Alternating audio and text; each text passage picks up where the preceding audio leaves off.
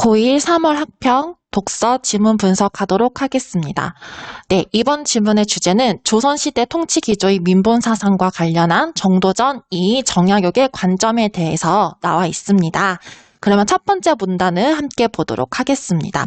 첫 번째 문단에는 민본 사상의 개념이 나오고 있네요. 민본 사상이란 무엇이죠? 네, 왕권의 기반이 민심에 있으며 민심을 천심으로 받아들여야 한다고 보는 사상입니다.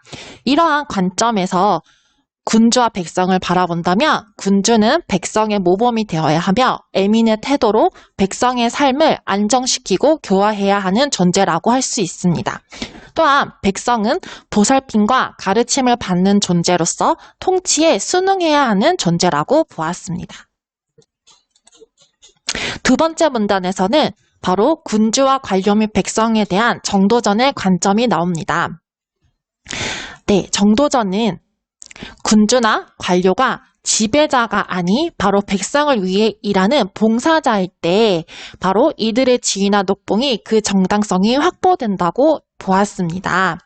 또한 군주는 덕성을 갖추는 것이 중요하다고 보았으며 관료는 그들의 자질을 향상시키고 또한 책무의 중요성을 느껴야 하며 또한 관료의 비행을 감독하는 감사 기능의 강화를 주장하기도 하였습니다. 이러한 정도전의 주장은 바로 백성을 보살핌의 대상으로 바라보는 민본 사상의 관점에 입각한 것이라고 할 수 있습니다. 그 다음 문단에서는 군주와 백성에 대한 이해의 관점이 나옵니다. 네, 이의는 군주와 백성의 관계를 부모와 자식의 관계에 빗대어 비유하기도 했습니다. 네, 그리고 여기서 중요하게 볼 점은 바로 이의만이 특별하게 주장한 부분이 있는데요. 바로 외민의 태도입니다. 이는 백성을 대하는 군주의 태도로 군주는 항상 백성을 두려워해야 한다라고 주장을 했습니다.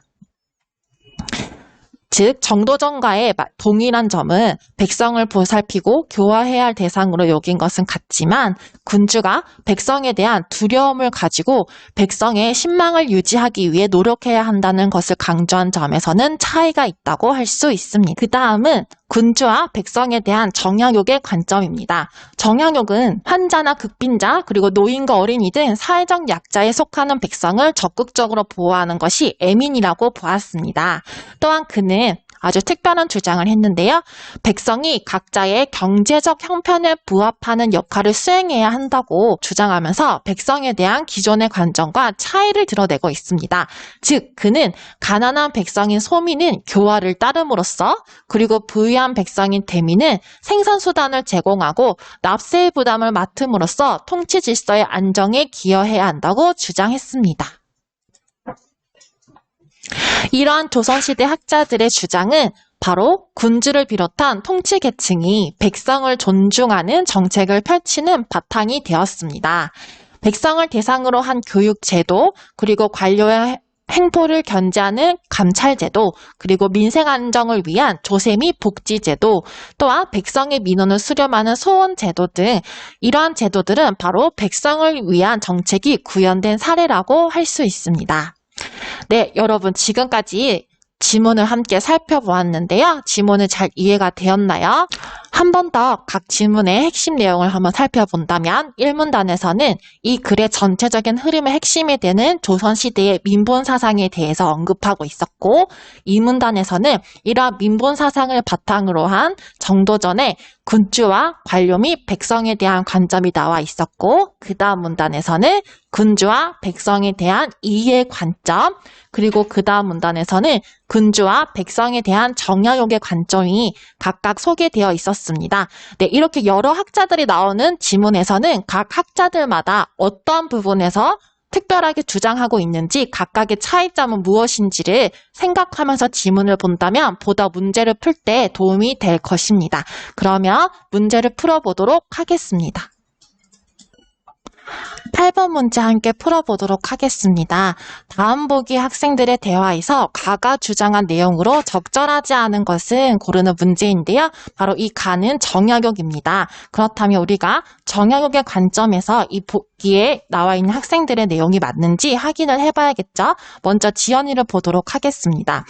정약용이 생각한 애미는 사회적 약자 약자에 속하는 백성을 적극적으로 보호하는 것이고, 네, 앞문장에서 나왔듯이 정약용은 환자나 극빈자, 노인과 어린이 등 사회적 약자에 속하는 백성을 적극적으로 보호하는 것이 애민이라고 하였었죠. 네, 따라서 지연이는 맞는 답이 되겠습니다. 채연이를 보도록 할게요. 가난한 백성인 소민은 납세의 부담을 져야 한다고 주장했어. 네, 이 부분 한번 잘 볼게요. 정약용은 백성의 경제적인 처지에 따라서 바로 그 역할을 수행해야 된다고 했습니다. 그렇지만 가난한 백성인 소민은 납세의 부담을 지는 것이 아니었죠. 네, 가난한 백성인 소민은 교화를 따름으로 그 역할을 수행한다 하였고 납세의 부담을 져야 한다고 주장한 것은 무엇이었죠? 네, 맞습니다. 부유한 백성인 대민이었습니다. 그래서 채연이는 적절하지 않은 것입니다. 그 다음 경원이를 보도록 할게요. 또한 백성은 통치체제 유지에 기여하지 않아도 된다고 생각했어 라고 언급하고 있는데요. 네, 이 부분 또한 사문단에 보시면 정약용은 백성을 통치체제 유지에 기여해야 하는 존재라 보았다라고 나와 있습니다. 그래서 경원이 또한 적절하지 않은 것에 해당합니다.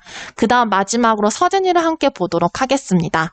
정약용은 백성이 국가를 유지하는 근간이라고 바라보았어. 네, 이 부분 또한 사문단에서 나와 있기 때문에 서진이는 적절한 답이 되겠습니다. 따라서 적절하지 않은 주장을 한 친구는 채은이와 경원입니다. 네, 그 다음은 7번 문제 함께 마지막으로 풀어보도록 하겠습니다. 7번 문제는 바로 내용 전개 방식인데요. 먼저 1번을 보도록 할게요. 두 가지 관점을 취합하여 새로운 이론을 제시하고 있다. 네, 여기서는 민본 사상 그리고 군주와 백성을 바라보는 각 학자의 관점들이 나오고 있는데 이들의 그런 관점을 취합해서 새로운 이론을 제시하고는 있지는 않습니다. 따라서 1번은 틀린 답이 되겠습니다. 2번을 보시면 설명하고자 하는 대상을 역순행적으로 나타내며 설명하고 있다. 네, 이 부분 또한 여기서는 역순행적인 시간의 구성이 나와 있지 않기 때문에 틀린 답이 됩니다. 3번 보겠습니다. 대상의 종류에 대해 나열하고 그리고 장단점을 비교하고 있다. 네, 여기서는 그 어떤 대상의 종류에 대해서 나열하고 있지도 않으며 또한 장단점을 비교하고 있지 않죠. 그래서 이 부분도 틀린 답이 됩니다. 그 다음 4번 보도록 할게요. 설명하고자 하는 대상의 변화에 대해 평가하고 있다. 네, 여기서는 그런 대상의 변화나 이에 대한 평가가 드러나 있지 않았죠. 따라서 이 부분도 틀린 답이 됩니다. 그러면 마지막으로 5번 문제 보도록 하겠습니다. 대상에 대한 여러 학자들의 관점을 비교하며 설명하고 있다. 네, 이 부분이 정답이 되겠죠. 여기 대상이라 함은 바로 민본 사상과 관련해서 군주와 백성에 대한 관점을 여러 학자들, 즉 정약용과 이의와 정도전의 관점들을 각각 공통점이나 또는 차이점이나 또는 그들만이 주장한 각각의 특징들을 비교하며 설명하고 있기 때문에 이 부분이 맞는 답이라고 할 수 있겠습니다.